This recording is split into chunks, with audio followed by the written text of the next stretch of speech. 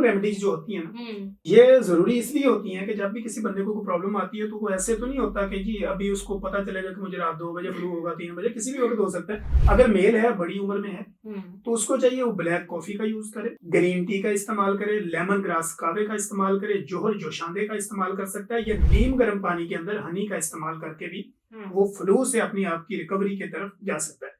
तो बच्चों की फर्स्ट ऑफ ऑल तो आपने प्रिवेंशन करनी है। मसलन अगर आपको पता, माँ को पता है कि ये मदर फीड पे है और इसको ये इस तरह के मसाइल हो रहे हैं, तो माँ अपने आप को प्रॉपर वॉश आउट करे। नौजवान जितने भी हमारे हैं उनके सर में दर्द रहता है, माइग्रेन में और नॉर्मल हेडेक में क्या डिफरेंस होता है? मेडिकली बच्चा तो नहीं बता सकता कि मुझे हेडेक है, लेकिन ये टीनेजर्स के अंदर, एल्डर्स के अंदर, इसी तरह यंगस्टर फीमेल के अंदर और फिर यंगस्टर मेल के अंदर इस तरह की कैफियत होती है कि सर दर्द कहाँ से स्टार्ट होता है, आपको कहाँ से फीलिंग आती है। आपको अगर ये कहता मेरा यहाँ पे दर्द है, उसने ऐसे ही हाथ रखा कि फॉरहेड के ऊपर, कि मेरे जो है ये वाले पोर्शन के ऊपर सिर्फ दर्द है, राइट नहीं है, लेफ्ट नहीं है, अपर नहीं है और बैक साइड पे नहीं है। अच्छा, इसके अलावा भी जैसे फ्लू शॉट्स का आपने बता दिया, जी ट्रीटमेंट आ गया, एडवांस हो चुका है सब कुछ, घर में बैठे बैठे भी क्या फ्लू का जो इलाज है वो किया जा सकता है? जैसे लोग कहवा बनाकर बहुत पीते हैं, गर्म मसालों का इस्तेमाल किया जाता है, तो इस तरह की भी कोई रेमेडीज को फॉलो करके हम फ्लू का इलाज घर बैठे बैठे कर सकते हैं? जी हफ्सा, आपने बड़ा जबरदस्त सवाल किया, क्योंकि होम रेमेडीज जो होती है ना,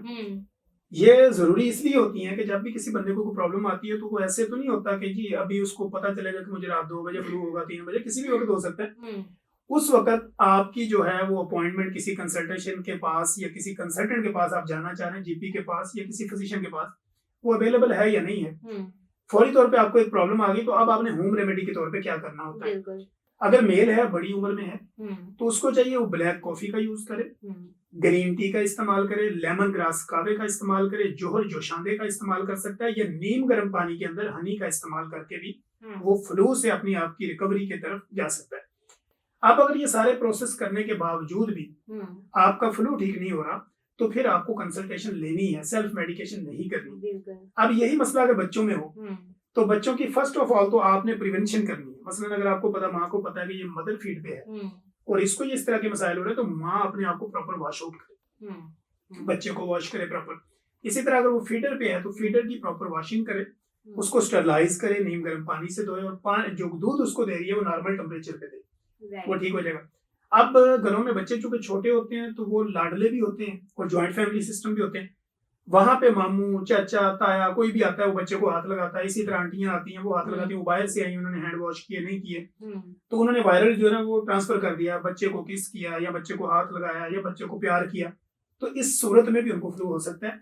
तो इससे भी अवॉइड करें। लिहाजा जो भी आपके घर के अंदर मेहमान आता है उसे कहें कि अपने हैंड को वॉश आउट करे, ताकि बच्चों को फ्लू से बचाया जा सके। राइट। अच्छा, घरों में एक कॉमन मसला भी देखा जाता है, खाली घरों में ही नहीं, हम जाहिर जॉब्स करते हैं, बाहर जाते हैं, तो हर वक्त अब तो देखा जाता है कि नौजवान जितने भी हमारे हैं उनके सर में दर्द रहता है। ठीक है। अब वो सर दर्द को हर कोई माइग्रेन का नाम दे देता है, जी कि मुझे तो माइग्रेन हो गया है। ठीक है। तो पहले तो मैं आपसे जानना चाहूंगी कि माइग्रेन में और नॉर्मल हेडेक में क्या डिफरेंस होता है? ठीक है।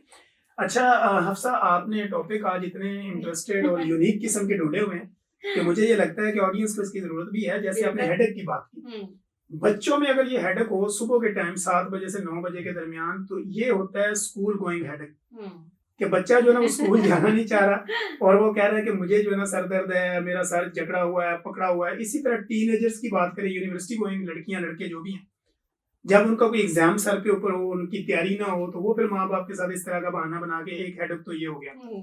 ये होता है फंक्शनल किस्म का, कि आपको वक्ती तौर पे हुआ 9, 10, 11 बजे के बाद, आपने कहा मैंने चाय भी, मैं ठीक हो गया। अब एक हेडेक है जिसको हम मेडिकली देखते हैं और उसको प्रॉपर इन्वेस्टिगेट भी करते हैं।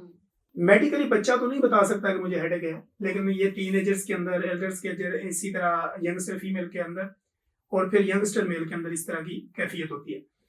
अब हम ये देखते हैं कि हेडेक समटाइम जब मरीज हमारे क्लिनिकल ट्रायल में या हमारे साथ किसी भी तरह से वो कन्वर्सेशन में आता है, तो वो ये बताता है कि मेरा सर दर्द रहता है। अब हम उससे ये पूछते हैं कि सर दर्द कहाँ से स्टार्ट होता है, आपको कहाँ से फीलिंग आती है।